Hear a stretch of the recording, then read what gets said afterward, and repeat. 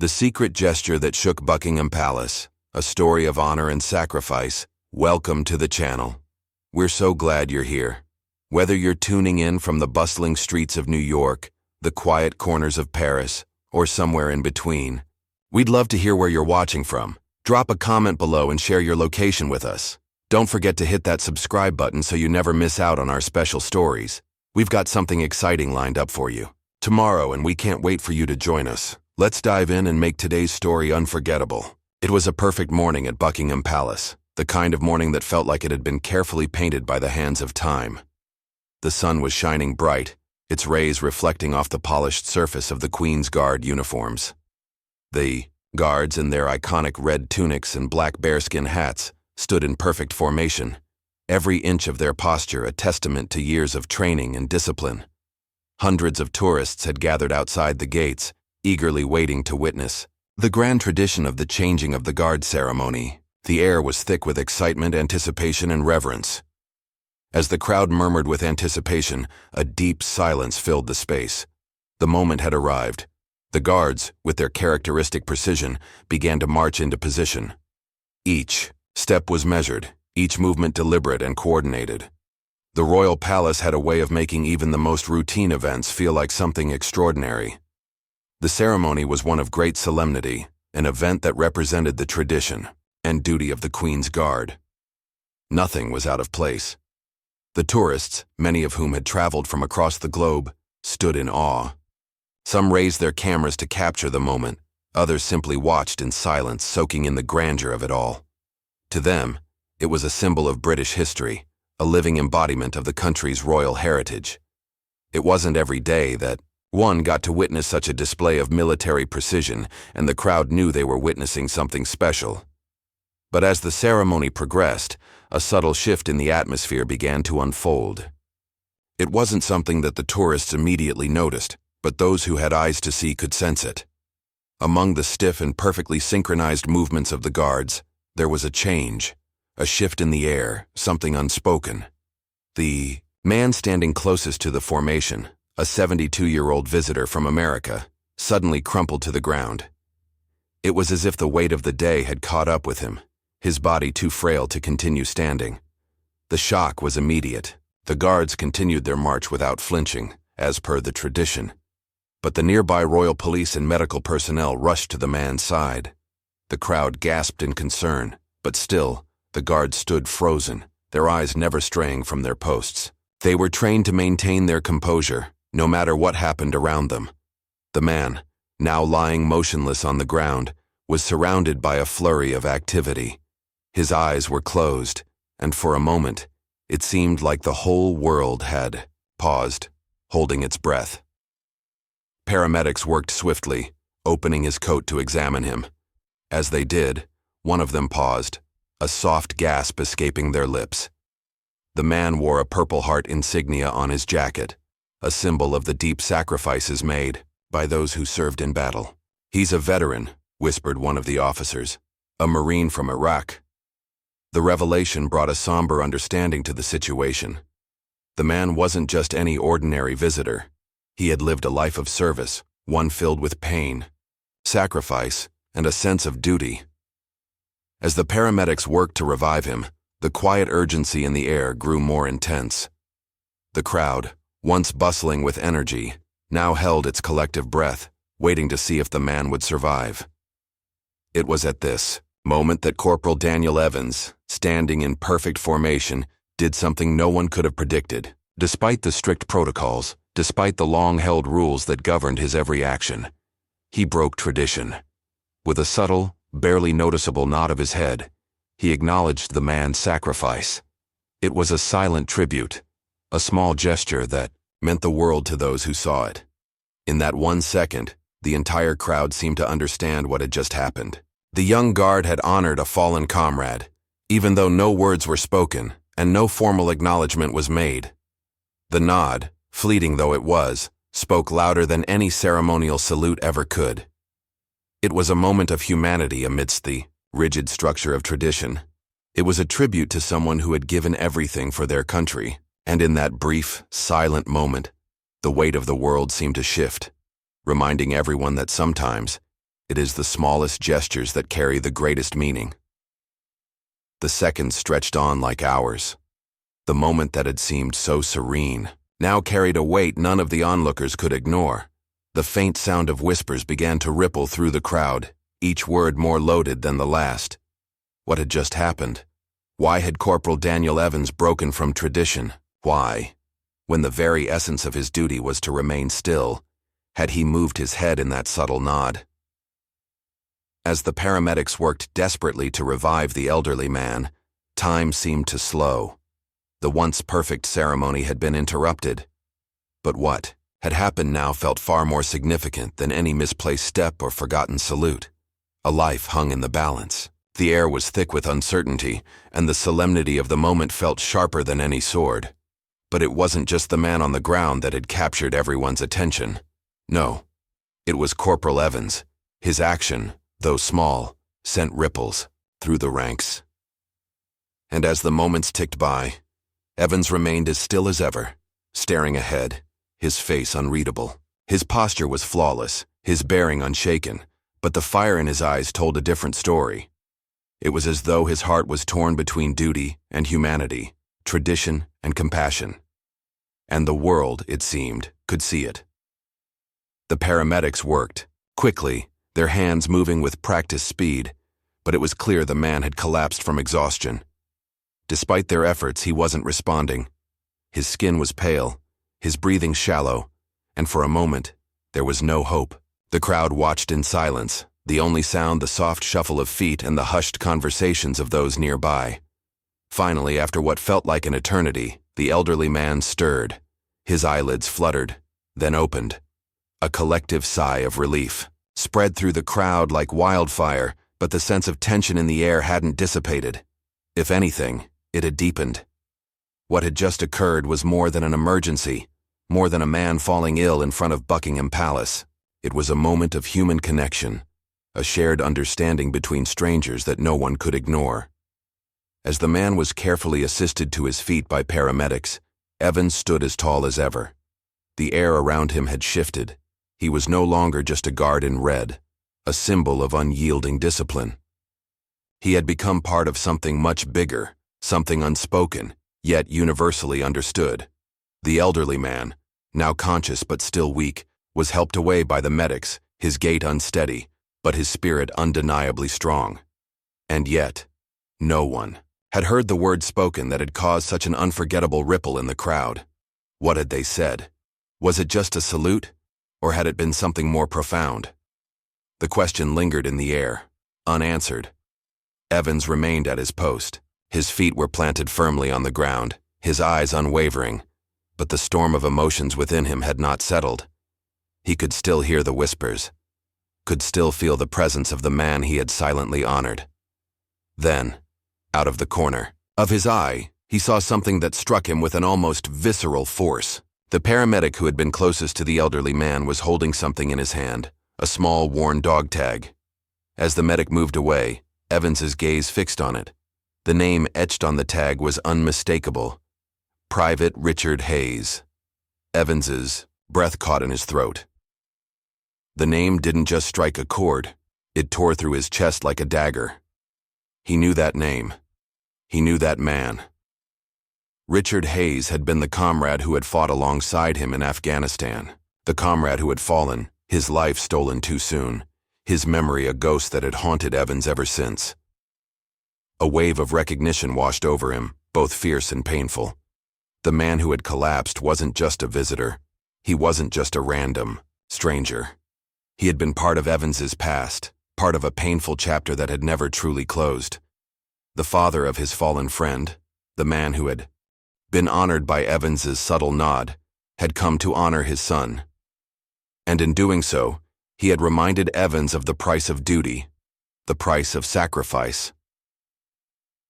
For the first time in his life, Evans realized that sometimes the greatest act of courage wasn't staying still, it was acknowledging the humanity of those who needed it the most.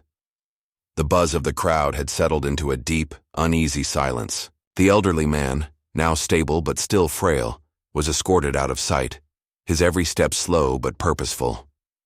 The ceremony, though interrupted, was supposed to continue, but it couldn't be the same. Nothing could erase the gravity of what had just occurred.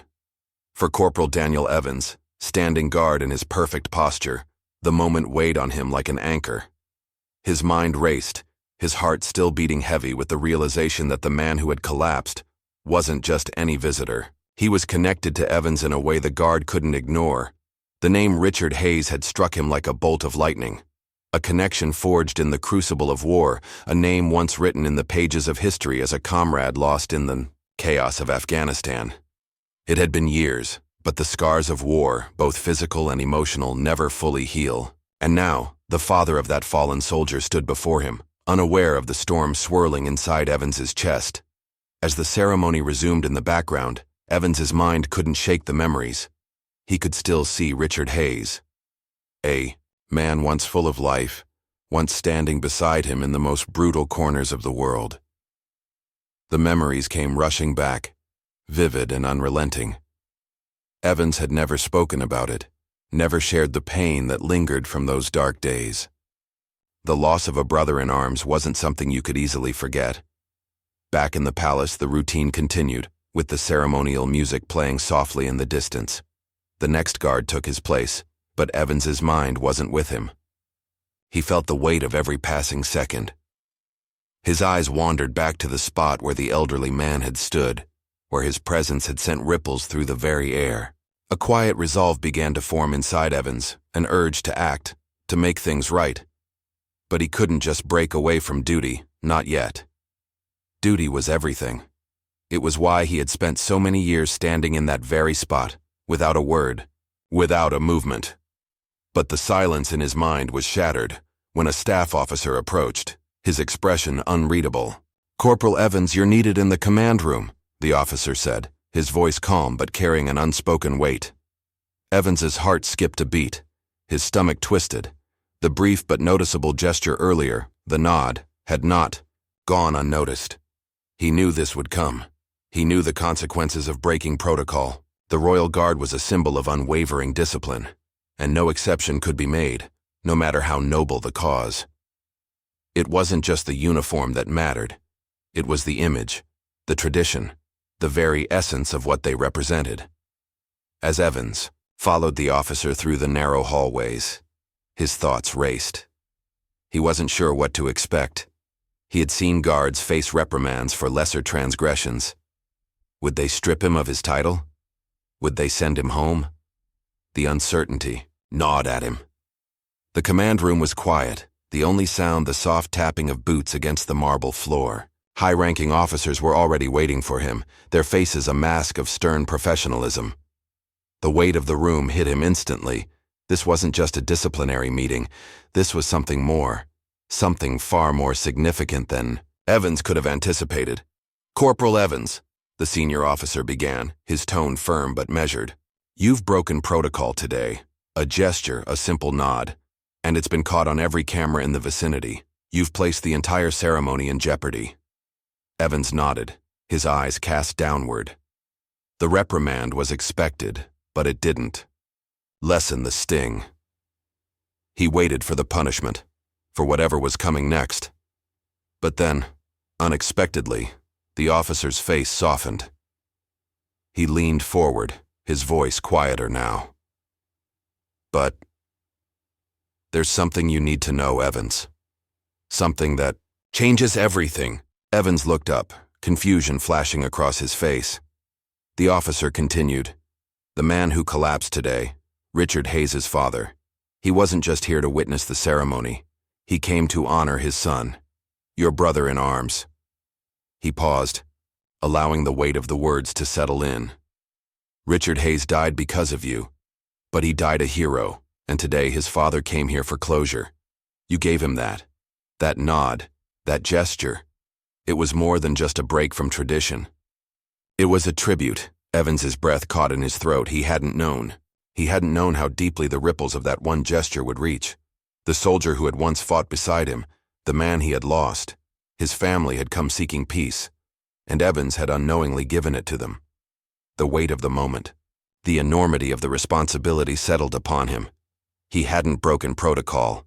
He had honored it in a way that no rule ever could. The silence in the command room was suffocating. Corporal Daniel Evans stood rigidly in front of the officers, his heart still pounding in his chest. The revelation had come as a shock.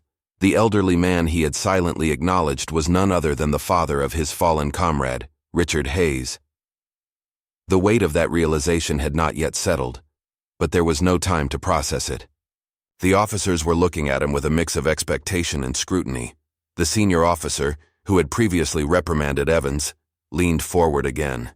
"You've done something we don't often see," the officer said, his voice steady but laden with an unspoken depth. "You've honored a tradition, yes, but you've also honored something far more important, the man who stood by you in battle, the soldier you lost. Richard Hayes was a brother to you, wasn't he?" Evans nodded slowly, the words getting caught in his throat. He hadn't allowed himself to think of Richard for years, not since that day in Helmand. The day his friend had fallen. The memory still haunted him, a ghost that lingered just beyond his reach. But now, to know that Richard's father was here, in the very place Evans had sworn to protect, was overwhelming. "Why didn't you tell us?" the officer pressed. "Why didn't you speak of him sooner?" Evans felt a surge of emotion rise. Within him, the sharp pain of loss threatening to overwhelm his resolve. "I didn't want to drag his name into this," he replied quietly, his voice thick with emotion. "I didn't want to let the past bleed into the present. I thought I had moved on." The officers exchanged looks, and for a moment, Evans thought they might respond with pity or reprimand. But instead, the senior officer spoke again, his tone softer. "You've shown us all something, Corporal Evans. Something far more profound than any protocol. You've shown us humanity, and that's something we rarely get to see in this line of work." The words hung in the air, a strange mixture of approval and respect. Evans wasn't sure how to process them. He hadn't done it for recognition. He hadn't even thought about the consequences. He had simply acted. Acted on the memory of his friend, the pain he'd carried silently for so long, and the unexpected connection with a man who had come to honor his son. "Your actions today will not go unnoticed," the officer added, his gaze steady. "But it's important you understand the gravity of what you've done. You've broken tradition, yes, but you've done so in a way that pays tribute to something bigger than yourself. Something bigger than even this ceremony. You've shown us what it means to honor the fallen, not just with words, but with action." Evans was quiet, his mind racing. His instincts had led him to act, his heart had pushed him to break protocol.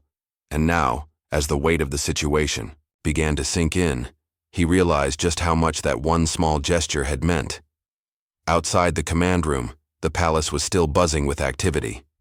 The changing of the guard had continued without interruption, the ceremony carrying on as it always had. But for Evans, nothing was the same. The reality of what had happened today would stay with him forever. And then, just as the officer was about to conclude their conversation, a new thought struck Evans. A thought that hit him like a jolt of electricity. "What happens now?" he asked, his voice barely a whisper. "What do I do now?" The senior officer studied him for a moment before answering, his voice calm but resolute. "You continue to serve, Corporal. You continue to serve, because what you've done today, even though it broke the rules, was the very essence of what it means to protect this country. It's about more than just duty. It's about honor." For the first time that day, Evans felt a sense of peace wash over him. He had honored Richard Hayes's memory, and in doing so, he had honored the very values he had sworn to uphold. He wasn't just a soldier anymore. He was a man who had found a deeper meaning in the traditions he had followed for so long. With a nod, Evans turned and left the command room, ready to return to his post. He knew that, from now on, every step he took would carry with it the weight of the past, the sacrifice of his brother in arms, and the unspoken bond that connected him to a man he had never expected to meet. But now, he knew that in breaking the rules, he had found something worth far more than tradition. The next few days passed in a blur for Corporal Daniel Evans. The world around him seemed to carry on as it always did. The changing of the guard, the endless procession of tourists, the strict routine of military life. But for Evans, nothing felt the same. His mind kept returning to that moment, the fleeting nod he had given to Richard Hayes's father. That small gesture had shaken him more than he had ever expected. At times he would find himself standing at his post, staring at the very spot where the elderly man had collapsed. The sun would beat down on him, his posture still as stone, but in his mind, he was somewhere else. Somewhere far away, back in the deserts of Afghanistan, back to the days when he had fought alongside Richard Hayes.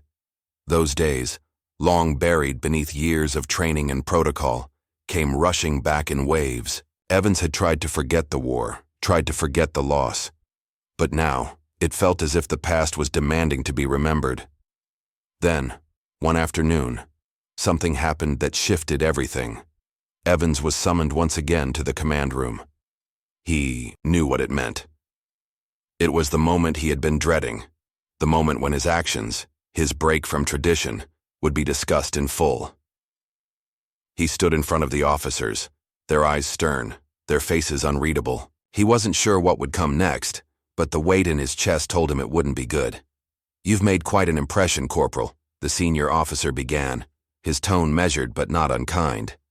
"Your actions have raised some questions. We've been reviewing the footage of the ceremony and there's something we need to address." Evans's stomach tightened. He had anticipated this, but hearing it said aloud made it real. He had known the consequences of breaking protocol. He had known they couldn't just overlook it. But this felt different. This wasn't just about a small breach of military tradition. This was about something deeper, something more meaningful. "The question is," the officer continued, "why did you do it? Why did you break form? You've served for years, Corporal. You know better than anyone the importance of tradition." Evans stood tall, meeting the officer's gaze, but inside, his mind was racing. He hadn't done it for attention. He hadn't done it to make a statement. He had done it because something inside him had snapped. He had done it because in that moment, he had seen a man who had lost so much, a man who had come to honor his son, and in doing so, had reminded Evans of everything he had lost. "I did it because it was right," Evans finally said, his voice calm but firm. "Because the man who collapsed out there wasn't just any visitor. He was a veteran, a man who served just like we did, and he came here to honor his son, my comrade, my brother in arms. And in that moment, I felt like I had to do something. Something to acknowledge him." There was a pause as the officers exchanged looks. For a moment it seemed as if Evans's words had struck a chord, but then the senior officer spoke again, his voice somber. "We understand the emotional weight of your actions, Corporal, but we also need to be clear. The Royal Guard is not a place for personal emotions. You are part of something bigger than yourself. This is about tradition, duty, loyalty. We can't afford to break those bonds no matter the circumstances." Evans swallowed hard, the weight of their words settling in. He had always understood duty. He had always understood loyalty. But today, he realized, there was something else, something that mattered just as much. Honor. "We're not going to punish you, Corporal," the senior officer continued. "But this will serve as a reminder. You've crossed a line, but it's one that some of us understand. You've shown us something we don't often see in this line of work, humanity. But remember, this is a fine line. You must never forget the responsibility you carry." Evans stood silently, taking in their words. His mind wasn't on the reprimand, though. It was still on the man who had collapsed, still on the life that had been lost. He had done something right, something that honored his fallen comrade, something that reached beyond the strict boundaries of tradition. It had been a gesture, a nod, but it had meant everything. As Evans left the command room, he felt lighter than he had in days. He knew his actions would never be fully understood by everyone. He knew some would call it a mistake, others a breach of protocol. But to him, it was something far more meaningful. It was the recognition of a life that had been sacrificed, the silent tribute to a brother he had lost, a tribute that had in some way brought him peace. In the days that followed, Evans returned to his post. his eyes no longer just on the ceremonial tasks ahead of him, but on the past that had shaped him. The weight of the nod, the meaning behind it, had changed him. And in that change, he found a quiet kind of honor, one that transcended the rules and boundaries that had once defined his duty. A few days passed, but the weight of the events still lingered in the air around Corporal Daniel Evans. The reprimand had been mild, but the realization of what he had done, breaking protocol to honor a fallen comrade's father, had settled deep within him. He had done what he believed was right, but in the world of military duty, right and wrong often blurred together. The nod, the unspoken tribute, still felt like a quiet rebellion against the rigid rules that had governed his life for so long. The days had returned to their normal rhythm, the changing of the guard taking place like clockwork, the tourists snapping photos, and the sound of marching boots echoing through the palace grounds. But Evans was different. His mind constantly returned to the same thought: Richard Hayes. The name haunted him, not in the way it had before, but with a deeper sense of clarity. The man he had lost in battle had now resurfaced, not as a memory in the distance, but as a present ghost, tethered to the very place he stood. Then, one morning, Evans received an unexpected letter, an envelope marked with an official seal.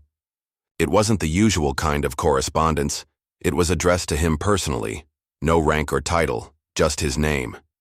He opened it with a mix of curiosity and apprehension, knowing that whatever was inside would alter the course of his thoughts. Once again, the letter was brief, but it shook him to his core. Corporal Evans, please come to the Royal Hospital in London.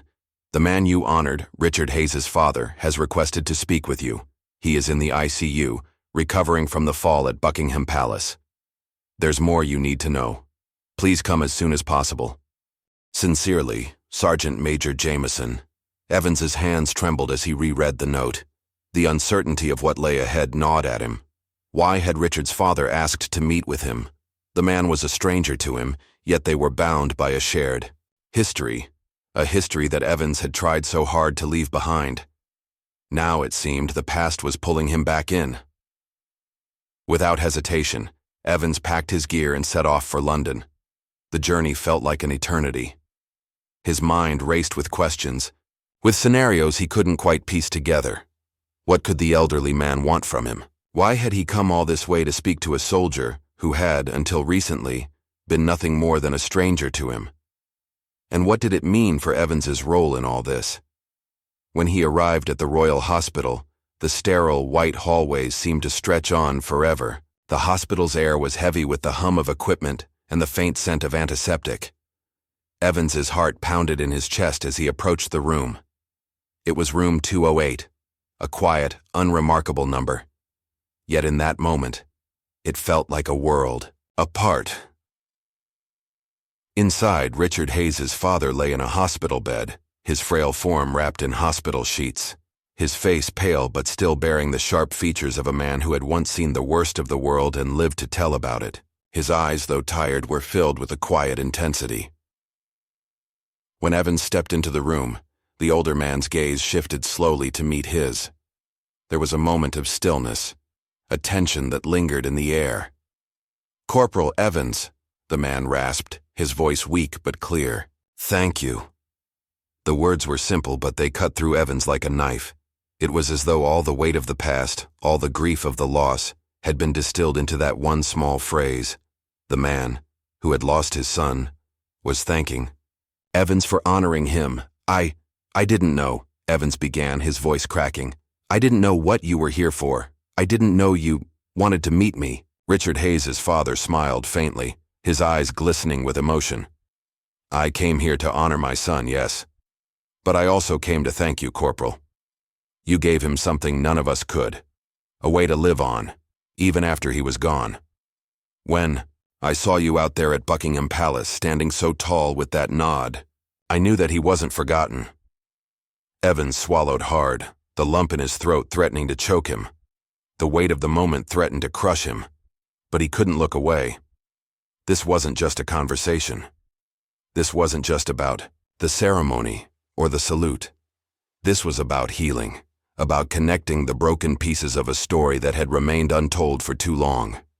"I never forgot him," Evans whispered. "I never could." The room fell silent again, but this time, it wasn't uncomfortable, it was peaceful. In the quiet, Evans felt something he hadn't expected, a sense of closure. For the first time since Richard's death, he felt like he had done something that mattered, something that honored the life of the man he had lost. Richard Hayes's father reached out a trembling hand, clasping Evans's hand firmly. "You did more than honor him," he said. "You gave me a piece of him back." Evans held the man's hand, the reality of their shared grief settling into his bones. They weren't just two men bound by military service anymore. They were two souls, connected by the weight of loss, but also by the strength it took to move forward, together. As Evans left the hospital later that day, he knew something had changed. The nod, the gesture that had seemed so small, had rippled outward in ways he never could have imagined. And in doing so, it had brought two worlds together. One from the battlefield, one from the palace, both filled with the memory of a life that would never be forgotten. The days that followed. The visit to the Royal Hospital felt surreal to Corporal Daniel Evans. The air around him had shifted, and so had he. The conversation with Richard Hayes's father had been a revelation, a silent communion between two souls bound by shared grief and honor. Evans had never expected such a deep connection, but in that moment, it became clear that some things, some losses, were universal. The nod, the silent tribute he had given, had bridged a gap he hadn't even realized existed. But despite the emotional release that came with their meeting, something lingered in the back of Evans's mind. The idea of closure had seemed so elusive, something always just out of reach. And though the past few days had allowed him to process his feelings, he felt a quiet unease settling in. What was next?